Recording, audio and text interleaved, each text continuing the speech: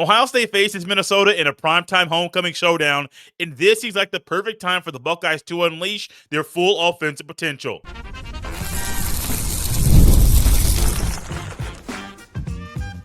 You are Locked On Buckeyes, your daily podcast on the Ohio State Buckeyes.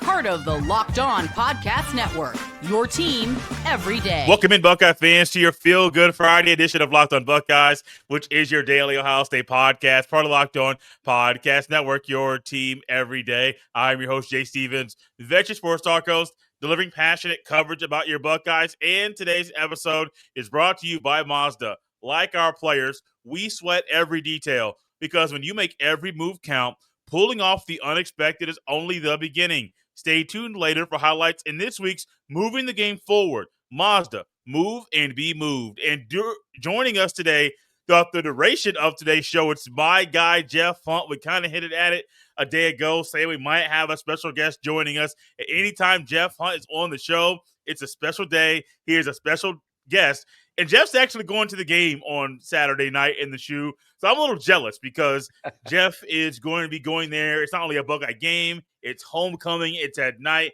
There's a lot of buzz surrounding this game simply because Jeff's going to be in attendance. Yeah, I can't believe it. Like, because when I saw the topics for the show, I'm like, what do you expect to see? And I can actually talk about what I expect to see. Yes, snagged some great seats the other night. We're first row in C deck. If anybody hasn't been to the stadium, don't be scared of C deck. The way it's layered, they're great seats. I think that's just real quick. I want to say that about Ohio Stadium. I bet outside of you haven't been there, and Jay, you've been there a few times. Like, you don't realize what a big place. The seats are pretty good. The way it was built, and so I snagged a couple of front row seats that I love to get. Can't wait. Something else is the Buckeyes sneaky dislike Minnesota a lot. Because you had the game a few years ago. Me and you did the post game show after the first CJ Stroud game, and it was one of those games to where the Buckeyes didn't look great. Things were going a certain way. That Minnesota looked really good, and basically Minnesota kind of claimed a moral victory. And so, admittedly, the Buckeyes don't lose a lot of games, and so they consider those moral losses when these teams, like I still remember like Indiana 2020, remember Minnesota a couple years ago, so the Buckeyes kind of hang on to these. And so sneakily they dislike Minnesota more than people would probably realize. You mentioned Indiana, and I can go back to 2015 when they had a third string quarterback in, I think it's Xander the soap Diamont. Opera star. I'm at the game with my parents. My mom's an Indiana grad. And my dad looked at me in the game and was like, "Are you going to root against my woman?" I'm thinking, yeah, I guess my mama. But my dad hit me with that line. And then next thing you know, Jeff, I'm literally sitting there kind of nervous because I was thinking about what I would have to go through if I walked out of that stadium and an Ohio State lost to Indiana in Bloomington. And it didn't happen. But speaking of those scenarios where Ohio State doesn't like certain teams and certain teams take moral victories, Ohio State doesn't want to have a situation tomorrow where Minnesota leaves a shoe and secures a moral victory. And so to me, tomorrow's game, I think about the edge Ohio State has played with the entire season. And Ryan Day mentioned that in the spring, I think before spring practice. I'm like, you're a good coach. You've been coaching for a very long time. You know an edge when you see it. But it's the spring. Is that edge literally going to carry over into the fall when the season starts? And it has. So tomorrow for me, I think Ohio State's going to handle this game like they've handled every other game. It's a business trip. Now, it's not a business trip like you're going to Washington, but it's a business trip like you're at home. And you want to make sure when someone comes into your house, you're hospitable, but when they leave, you make sure they know what it's like to play you on that day. So I think it's going to be another game where Ohio State takes care of business and make sure that they continue to play with that edge. And, Jeff, they've been playing nasty all year, not just defensively. I've been going back and watching some of the games where guys on the offensive line have been going through the whistle and getting pancakes and getting a little nasty with guys. I love that stuff. That's what I live for. And this Buckeye team has played nasty all year, and that's what I expect them to do on Saturday. Yeah, I do. I think that, I mean, of course, you're always watching it. Again, like you said, when I say upset alert, it's like play bad alert. Like I thought the Ohio game was a great example of like they really let their guard down for a half and kind of got embarrassed, and they rallied, and we forgave it because they are kind of riding on that Texas victory as far as like we got up for a game. We didn't let it get the best of us. Washington last week was another example of like, honestly, the first half was like, hey, you're playing right into their hands. You're doing everything that, a good team does to get upset. And then they righted the ship in the second half. I expect this one to be different. I expect this to be, y'all mess around like you did last week in the first half. Like, this is why we recruit these players to Ohio State. There's plenty of guys on the bench that want to get out there and hit somebody. Like, I do expect them to come out, and play tough and hard. Minnesota's a legit opponent. This isn't one of those like, oh, we know we're going to win. Like, Minnesota is going. This is probably the difference between like Ohio, Grambling State. Minnesota is absolutely going to try and either beat Ohio State or definitely keep it close. And those are nasty games. And it's like, can Ohio State avoid that? Like you said, and I think they will. I do agree with you. Like you touched on the edge of the offensive line. I think the offensive line has played pretty good and pretty nasty. The run game overall, I don't think has been nasty enough. It's again, one of these things that the gaping holes just aren't there to me. Here's my overall take about this game. It's time to take the R out of the RPO. CJ Stroud since Justin Fields, ain't none of these guys keeping the ball. You know what I mean? Like CJ Stroud wasn't going to keep the ball. KYLE MCCORD wasn't going to keep the ball. We thought Will was last year, but he didn't. It's time to, like, I don't know why we're waiting. I get it. I know everybody's like, well, that's how. No, you don't have to run offense that way. We can run an offense and like be like, no, we're going to throw the ball or we're going to run the ball. We're not worried about the mesh. We're not worried about Sayin having his head down. We're not worried about him thinking of other stuff. It bothers me a little bit because we've been saying since Fields left, like, oh, any minute now, Stroud's going to walk this one in. No, they ain't. They're never keeping it. It's just to try and freeze linebackers. There's other ways to do that. Use your tight ends, get them involved. I think that's what we're going to see. I think we're going to see an aggressive pass offense. I think we're going to see them put Sayin. I think Hartline might put Sayin out there a little risky. Let him make some mistakes. Let him take some chances. Let him learn, on the job training. He's protected him. He's coddled him so far, and it's been great. But I think let's let him go out there and battle and try to run it up, and then find out when there are athletes on the other side of the field that can make you pay for mistakes. I think that's the most important thing I want to see is like, let's turn this thing loose and see what it looks like in the first quarter, rather than we know we can out muscle them and lob it to JJ every now and then. We're going to win the game. That's not going to help the team. Let's turn it loose and see what happens. Let's make some mistakes. Let's get crazy. You mentioned on-the-job training, and Jeff, after the break, we're going to continue that conversation and specifically talking about Sayin, because they have kind of controlled some of the things he could do on the field. But everyone needs on-the-job training, including Sayin, and he might get that on Saturday. Jeff and I will tackle that topic after the break. This episode is brought to you by Mazda's moving the game forward. For those who believe it's not just about playing the game, it's about redefining it. There are moments that do more than put points on the board. They move crowds, move culture, and keep moving the game forward. This week's moment that moved the game forward is Caden Curry's entire game against Washington. His 11 tackles, his 3 sacks, his 5 TFLs led him to not only being named the Big Ten Defensive Player of the Week, but also receiving a National Defensive Player of the Week award as well, because Caden Curry was a dog against Washington, and he made plays all day long. When you follow what moves you, the unexpected is only the beginning. And just like there's more to every highlight, there's more to a Mazda vehicle. Mazda, move and be moved. This episode is also brought to you by DoorDash. It's almost the weekend. Time to look back and crown this week's MVP on Who Delivered, powered by DoorDash. Just like you can win every Saturday with DoorDash Streaks, saving more every time you order. These players delivered when it mattered most. Let's break it down. for Ohio State. Jeremiah Smith delivered in a big way when the Buckeyes needed a touchdown at the end of the first half. They threw the ball on a crossing route to Jeremiah Smith. Homie caught that ball and quickly got into the end zone. When the pressure was on, Jeremiah Smith came through. No hesitation, no delay. And if you've been watching week after week, this performance wasn't a fluke. Jeremiah Smith is on a streak. And just like Jeremiah Smith delivered for Ohio State, DoorDash delivers your Saturdays with DoorDash Streaks. You save every Saturday you order, stack it up all season, and you can save up to $250, including $100 in DoorDash credits. Order this Saturday. Keep the streak alive. Fuel your game day. Only with DoorDash. Terms apply. Promo period through November 18th. So, Jeff, that on-the-job training conversation is one that doesn't just go with Sayin. I think Bo Jackson's another one that literally needs the on-the-job training, where a week ago, I think he almost had twice as many carries as any other running back. Yeah. But he's not out there at the beginning of the game getting the flow of the game, being able to know what it means to be in the first 12 to 15 plays that are scripted. So you know what this feels like versus you coming off the bench being the sixth man, quote unquote, in football.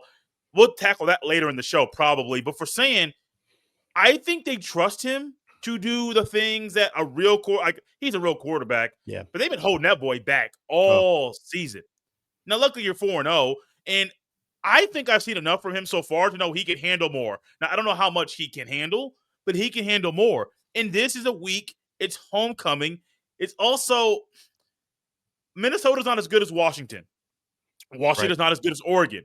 So you kind of did a little bit of some different stuff against Washington that'll help you for Penn State in a few weeks. Will help you for Michigan down the road. But he needs to do more in a game. Maybe it is going a little bit faster. Even if you're going to huddle, maybe in the huddle and then quickly move a little bit quicker. That stuff needs to happen because at some point you got to put that on film, not just on film for the team, put it on film for him. So he has game reps to know, assuming Ohio State makes the playoffs, which I believe they're going to, if you flip a switch, you know you can flip that switch because you've done it in the regular season.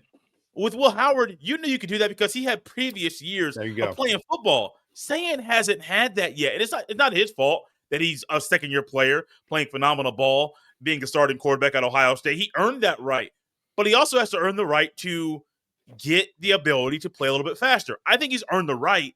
I don't understand why the coaches have consistently, let's go 10 plays. Let's go 12 plays. Let's take 7.5 minutes off the clock. Every quarterback at Ohio State can do that. How many of them can go 4 plays, can go 80 yards in 4 plays and score? How many can do that? I think Sayin can. I want to see that on Saturday. Yeah, I want to see the Justin Fields offense, which is still, honestly, I know it sounds crazy, the best offense I ever saw Ohio State had.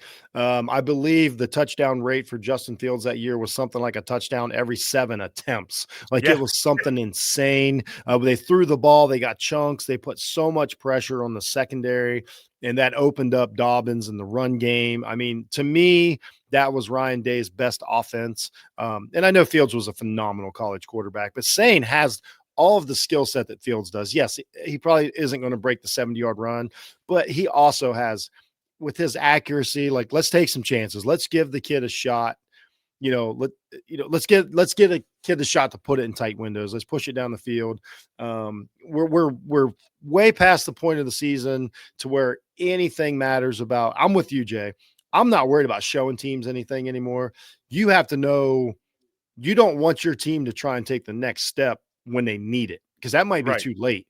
You need to, I would somehow Day needs to put in this team, hey, when we start this game, you need to pretend that you're down 10 in the fourth quarter.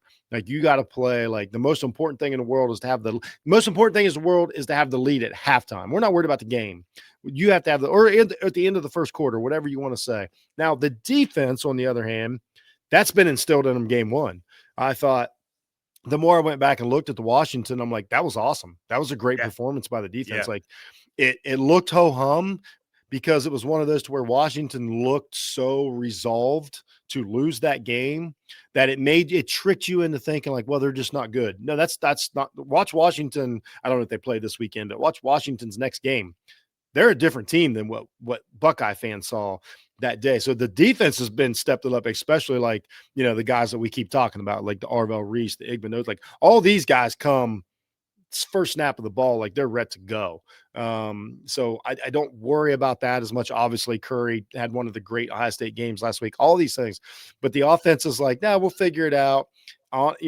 So let's say last week at Washington, like worst case scenario, let's say JJ got whatever, he got a targeting call and got suspended, and he's not there to bail him out at the end of the second half. Could they have scored that touchdown or the first half? I'm sorry. Could they have scored that touchdown? Because we know JJ can score that. We know when you're in the red zone, like he's a monster, and chances are if you get him the ball 3 times, he's scoring a touchdown. We know that, and that bailed him out, which is fine later in the season. That's fine against Penn State. That's fine against the fact that they had to do that against Washington, and we keep saying it. We said it before a couple of weeks ago, Jay, on your show. Let's pick up the pace. Let's get things moving. Let's put pressure on the defense. I think the stats were Ohio State's offense have been one of the slowest offenses in all of college football this season. It's been pretty effective, but when you go through the stats, the giant yards aren't there. I want to see more. Here's what I want to see Saturday: explosiveness. I need to see 3 touchdowns over 30 yards. I want to see that Ohio State explosiveness. If you only do it for a quarter and you're up, we'll say magically you're up 28-0. Okay, I'm fine. I'm done. But I need to see that you can because here's what changed my mind about everything. I know this is long-winded. I watched Oregon Penn State, and that was a dogfight. Those 2 teams are for real, legit, good teams that are ready to. They understand what this season means, and they were ready that night. And we just haven't seen that from Ohio State. You can't make believe that against Minnesota, but somehow you have to be when that happens, are you going to be ready? And both those teams were that night. Jeff, in that Penn State-Oregon game, Penn State was right there, even though Drew Aller plays. Even before the interception in the game, he still made the plays that he normally makes. And their receivers, while they got some guys from the transfer portal, weren't really a big part of the offense. Yeah. And so you saw that game. Not only were they 2 really good teams that are real, those teams are physical. Ohio State's been physical on the offensive line, on the defensive line. So I don't understand offensively. Let's continue that conversation. I don't understand why Ryan Day is so dead set on keeping things slow. It worked a year ago because your whole team was a veteran team. Everybody had been a starter at least 1 year. And well, Sonny Styles maybe not, but I think he had been a starter before that. But everybody had been a starter or played significant minutes. And so you can do something out of the box because them boys have played football, a lot of football.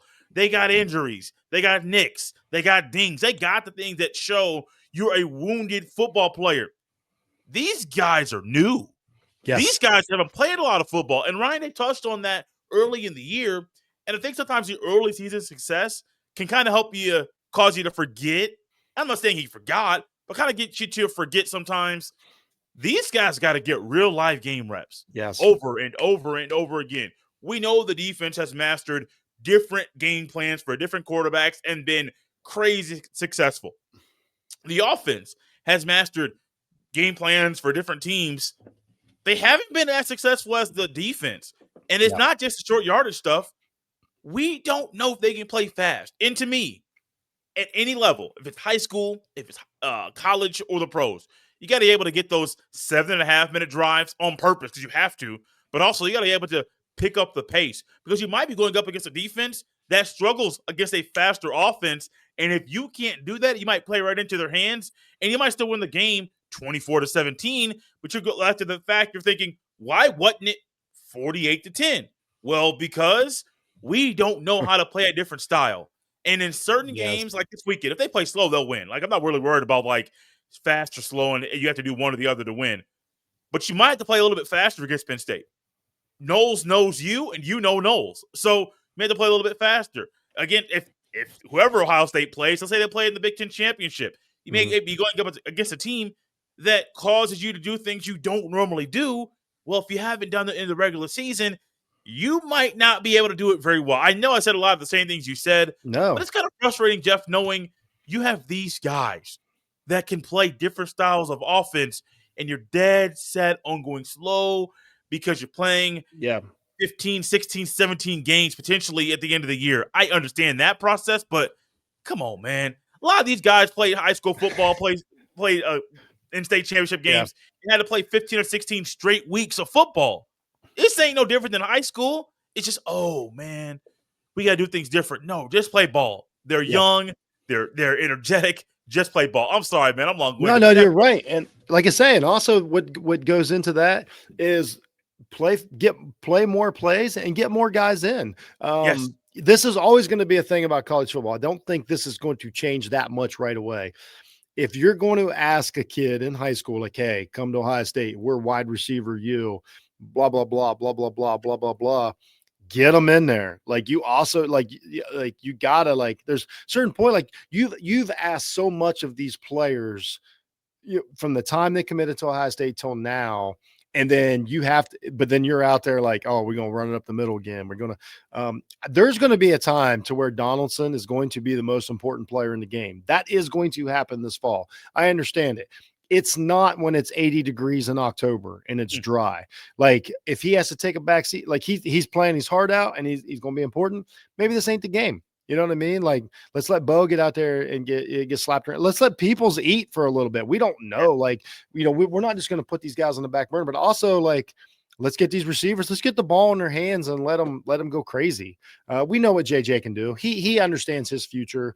I don't think he cares. Like the Heisman and stuff and all that ain't gonna happen. Like this team isn't built to showcase a player. Like this isn't Colorado. Like here's all I want to say about people that are even concerned about JJ winning a Heisman or whatever. Hunter won it last year at Colorado. Like it clearly isn't an award that Ohio State team is going to win. So like let's mix it up and let's run twice as many plays. That's fine. Put twice as many players in. I think you need to put. All the experts say, all the teams say, this defense strikes fear. Like this is an awesome defense. It's legit. Okay, great. We're satisfied with that. You know what I mean? Great. Let's get this offense crazy. You know what I mean? Like let's put on a show for the fans. Like these tickets aren't cheap. Trust me. We're showing up. We're at the night game. We went crazy for Texas. Y'all asked us to go crazy. We went crazy and gave you home field advantage for Texas. Throw us a bone. You know what I mean? Let's put up 60 on this dude wearing 8 layers of clothes in the summer. You know what I mean? Like let's show some good old fashioned animosity towards a Big Ten team and like really, really try to embarrass them on the field. I think we're due for that rather than this whole like, let's do the big. I was never upset. I just want to throw this out there real quick. I was never upset for a fan base more than anybody when I saw James Franklin after last week's loss to Oregon, and basically his first comments to everybody was like, well, it's a long season. We're okay. No. Like just because you still are probably going to make the playoffs. I understand, James, that is not what your fans want to hear. You know what I mean? This isn't the NFL. This isn't all we got to do is go 10-7. Like, so I want the Buckeyes to come out and be like, it's still the BCS time and you got to have style points and you got to look good and you want to put a statement out there at the same time that Florida State and Miami are playing. You need to look as good as them because if they play some great game or one of those two teams looks dominant, they're going to be like, here's Ohio State over here playing with their food again. You know what I mean? Like let's just do something to get some swagger back. No, I shouldn't say back. You know what I mean? To build it up. I know what you mean, Jeff. We're going to go ahead and continue talking about Ohio State making a statement against Minnesota and also share our score predictions. Maybe you missed mine yesterday. You're going to hear it today on Friday's show, the day before Ohio State's primetime game against Minnesota is coming up after the break. This episode is brought to you by Peloton. Peloton is shaping the future of fitness with the brand new Peloton Cross Training Tread Plus, powered by Peloton IQ. It's their most advanced equipment yet, designed to give you real-time guidance and endless ways to move, whether you're running, lifting, or cross-training with your favorite instructors. This is training reimagined. Peloton is built for breakthroughs with tools that help you plan, stay motivated, and reach peak performance. I love how the Peloton IQ system offers real-time strength coaching. It actually tracks your reps, suggests the right weights, and corrects your form, making every rep safer and smarter. And the personalized class recommendations keep you engaged. You get workouts tailored to your vibe and energy level each week. So let yourself run, lift, flex, and push forward. Explore the new Peloton Cross Training Tread Plus today at onepeloton.com.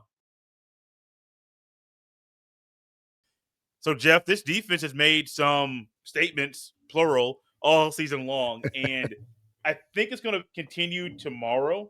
I have no doubt at all that ARVEL, REESE, Sonny Styles, Caleb Downs, Cade McDonald, Caden Curry, it's got to pick your poison. Like, you could literally just pick a number out of a hat. You got 11 starters. Which guy's going to be the dog today? And you pick out, okay, it is Jalen McClain, a safety. You're like, okay, number 18. He's really good. Like, he's surprised a lot of people.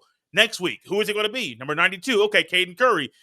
You can do that with this defense every single week. And I think tomorrow against Minnesota, they are going to do certain things offensively that are different than Washington, that are going to cause Ohio State's defense to game plan and play a little bit differently. I still think they're going to be as successful as they have been in the previous 4 weeks. And I'm not saying they're going to hold a team to single-digit scoring. I'm not going to go that far at all. Minnesota could easily score 10 points, and I wouldn't be upset about that. But if they continue to play the same way that they have been, speaking of how nasty they have been, how physical that they have been, maybe you're going to see some paint chips flying off of helmets. That's the kind of stuff I want to see, because that kind of play right now will continue against Illinois and Wisconsin the following 2 weeks and put fear in Penn State, who has to play Ohio State coming off a bye week. I'm excited for this game. I'm also excited for Ohio State to play James Franklin again, because if y'all think he was acting like that after losing to Oregon, wait till he has to deal with losing to Ohio State again. I know I'm looking into the future, but Jeff, that's okay. No, that's a great point. And you brought up so many good things. Just as a slight prediction, I think this is I don't think I can say enough about the combination of ARVEL, REESE, and Caleb Downs. In my time as a Buckeye fan, I've seen some great defensive combinations. This is one of them. This reminds me, going back to the Tressel days, or it's unbelievable. ARVEL, REESE has been the most outstanding. I'll say outstanding by definition of outstanding player on the team. Like, we knew what all these other players were going to do. Dude's amazing. The more tape you watch on him, the more time you go back and watch, you're like, he really makes this thing go. If you switch him, I'm just going to throw it out there. If you switch him with Tuff Borland in the Washington game, I don't think it's the same game. That's the difference. Like, these are tiny differences. The guys, I think this is going to be the game to where, like, if you tell me he's got 3 sacks because of the way they play him, I believe you. Because credit to PJ Fleck, I don't think he'll play this to keep it close. I think he'll play this to go for the win, because that's the kind of guy he is. And so therefore, the ball's going to be in the air.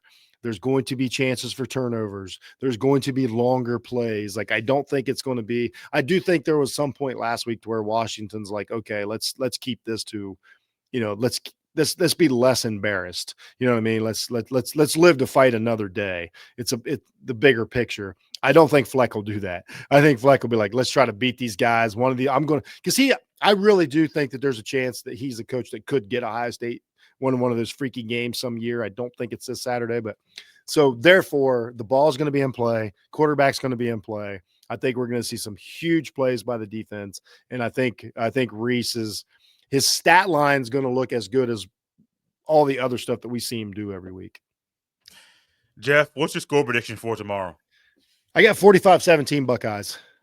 And I think but I think it's probably 45 early. I really do have full confidence this is going to be everything that I said I want it to be. And in the fourth quarter, I'm going to be like headed home being like, that was awesome. I'm glad the freshman got in. I think they erased the question marks from this season. It was like, worry about Washington. Here comes Texas. And I think this is like, man, we're home. The lights are bright. We don't have, might not have any night games left. Like, let's get busy. I really do think it's a let's get busy game. I got a 41-10 Ohio State win. I think this game, I think Minnesota's points come touchdown early, and then probably I'd say early touchdown in the first quarter from Minnesota, and then a field goal in the third, and then that's going to be it. I wouldn't be shocked if Minnesota didn't score a touchdown, but I got a hard time believing, as historic as this start has been, that this defense will, one, hold another opponent to single-digit point scoring, but Yeah. two, hold another Big Ten opponent to not allowing them to score a touchdown. That's Yeah. hard. Like, doing that against two Big Ten teams that have different styles, different coaches, that's difficult. I know the Big Ten is not the high-powered, high-scoring offense that you saw and sometimes in the Big 12. I understand that, but this league still plays good ball. Yeah. Like, Minnesota's going to be a bowl. It's probably going to win 8 or 9 Minnesota games. had a 60-plus game early Yes. in the year. Yes. Like they're a good team. I should have been clear about that. They're not a terrible team. I sound like I'm talking about a terrible team. I just think the Buckeyes are that good. Minnesota's an average football team.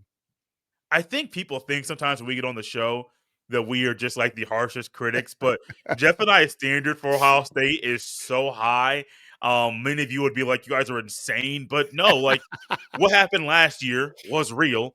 And they also had 2 losses. Yeah. And those losses were avoidable. The loss to Oregon and the loss to Michigan were avoidable. Yes. So this year, I understand going undefeated might not happen, but it can. It's a real goal for this team to win every single game on their schedule. And when you want to go undefeated, when you have the standard that we have for Ohio State, of course it's going to sound a little critical and a little harsh, but I'm not going to apologize for it. I think that what we do is the correct way to view Ohio State. I remember Jeff and I a couple of years ago after a bye week. Jeff, you remember this? We did a show after it was Stroud's, I think, second year. Ohio State off and off week. They played Iowa. They blew them out. And we came on the show saying, that looked weird. Oh, they got their butt didn't kicked. really feel like the team that we had saw the first, like before the bye week. Next thing you know, we were right. Ohio State played a little bit, played with their food, and unfortunately they lost to Michigan again. And so we sound crazy. I know that. That's who we are. We're buddies. Like we do this stuff, and we know we sound a little weird, but our standard is what the standard is. And Jeff, we're not changing the standard for Ohio And it's not State. an insult. It is. If I say that I think ARVEL REESE is going to play a great game, that's not high expectation. That is like what I believe he can do. Like all of these things. That's here's the difference between us, Jay. We're not delusional. We know we proved it last year. Everybody said the same thing about Jeff and Jay. Like, man, their standards, blah, blah, blah. But you know what? When they watched that Oregon game, that was the team that Jeff and Jay knew was in their belly. And we were 100%. We got validated. The playoffs validated us. That was the team that we knew was possible. And we were right the whole time. Jeff, I got one thing for you. I'm going to go first, and let's just make it kind of quick. Okay. We're both going to go and kind of unveil one player that we're looking forward to watching tomorrow. You can go offense, defense, don't really matter. To me, I'm looking forward to watching Caden McDonald again, because what he did last week was so good, being in the middle, being the big body guy, but showing the quickness. And you can't miss number 98. But when you see him, you know that he's putting in work. Minnesota's offensive line and their offensive style is different than Washington's. Yeah. Washington does some things that's kind of quick hitting sometimes, and they do a lot of movement with their quarterback, where Minnesota has more of a pro-style offense where he's probably going to get double-teamed a lot. How does he handle the double teams? Does he get flustered? I'm looking for the big man in the middle on the Buckeyes defensive line to see if he can follow up last week's monster performance with another monster performance against an offense that is different than what he saw last week. Jeff, who are you looking forward to watching play tomorrow? I'm going to take the easy way out. I'm looking at whatever tight ends on the field. I said earlier, when I look at the stats, they don't match what I've seen out of the quality of the tight ends. So I'm really like, whichever tight end, or if there's 2 or whatever, I think tomorrow they could really eat. And I just want to watch what they do with that position and see if I'm going to be right, or if we're going to be sitting here at the end of the season again saying, why didn't we use the tight ends more? I want to see them use the tight ends more. I need to see one of these big guys in the 80s wearing the 80s. I need to see them, down the middle of the field. That's what's going to open things up for Sayin. It's going to make life easier, inline blocking, the whole deal. I need to see how they involve the tight ends in this game. I need to see 5 catches, 70 yards, at least a touchdown from the tight end group outside of what they do in the run game. He is Jeff Hunt. You can follow him on Twitter at jhunt006. He's the host of the Jeff Needs Sports podcast. I'm your host, Jay Stevens. Follow me on Twitter or any social media platform with JStevens07. We're about to hear y'all on a Friday. We will be live tomorrow night on YouTube at Locked On Buckeyes after Ohio State's game. I know it's a primetime game, but that doesn't mean you and I will not be right here on the YouTube reacting to Ohio State's game. Jeff believes Ohio State's going to win 45-17. I got the Buckeyes winning 41-10. What's your score prediction? Leave it in a comment on this video. We're about to hear y'all. We'll see y'all tomorrow night after the game.